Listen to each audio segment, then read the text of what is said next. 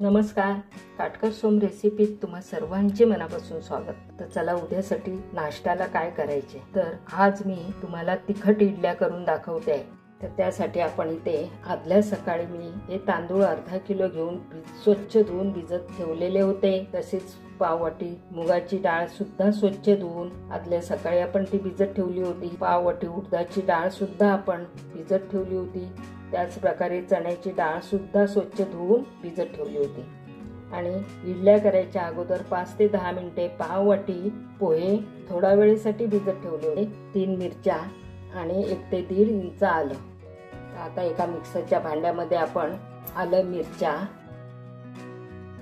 आणि या तिन्ही आपल्या भिजलेल्या डाळी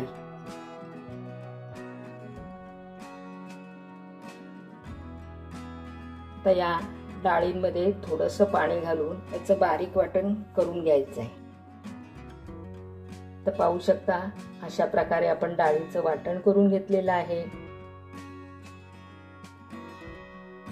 आता एक स्टीलचं मोठं पातेलं घेऊन त्यामध्ये डाळींचं वाटण काढून घ्यायचं आहे।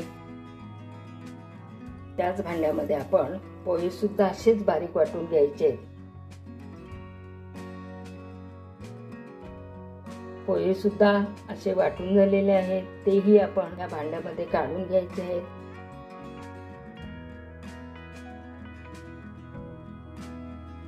तांदूळ सुद्धा अशाच प्रकारे आपण बारीक वाटून घ्यायचे आहेत।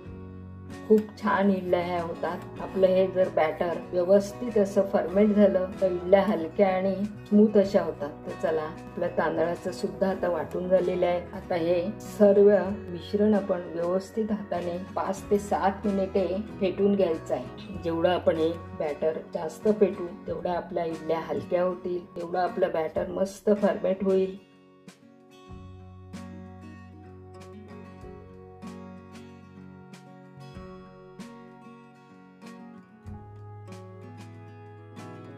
एकाच डायरेक्शन मध्ये हे इडलीचं बॅटर फिरवा। चला, 7 मिनिटे आपण हे इडलीचं बॅटर चांगलं फेटून घेतलेलं आहे। आता हे पूर्ण रात्रभर आपल्याला हे फर्मेंट होण्यासाठी ठेवून द्यायचं आहे। व्यवस्थित फर्मेंट झालं तर हे आपल्या इडल्या मस्त अशा चवीला टेस्टी होतात। चला, आता आपण हे रात्रभर ठेवून द्यायचं आहे।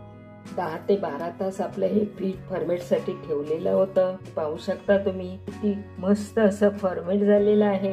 खूप छान असं फुगून आलेलं आहे।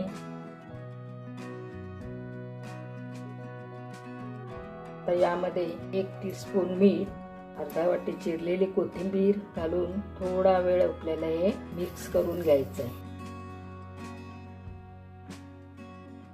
जास्त वेळ जर मिक्स केलं तर यातील बबल्स कमी होतात आणि आपल्या इडल्या जड होतात, हलक्या होणार नाहीत।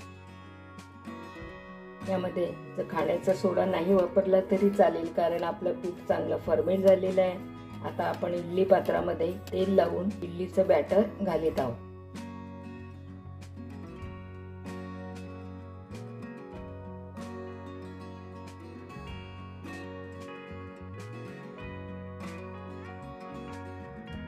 तर चला, इडली त्या चारही पात्रांना आपण तेल लावून इडलीचं बॅटर घालून घेतलेलं आहे। 10 मिनिटं आपण कुकर मध्ये पाणी ठेवून ते गरम करून घेतलेलं आहे। आता झाकण लावून आपण 10 मिनिटांसाठी इडल्या वाफून घ्यायच्या आहेत।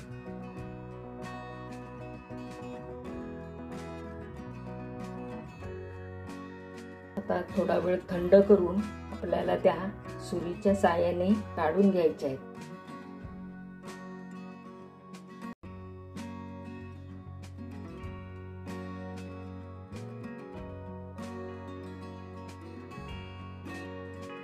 तर पाहू शकता इडलीच्या प्लेटला अजिबात आपलं बॅटर चिकटलेलं नाहीये।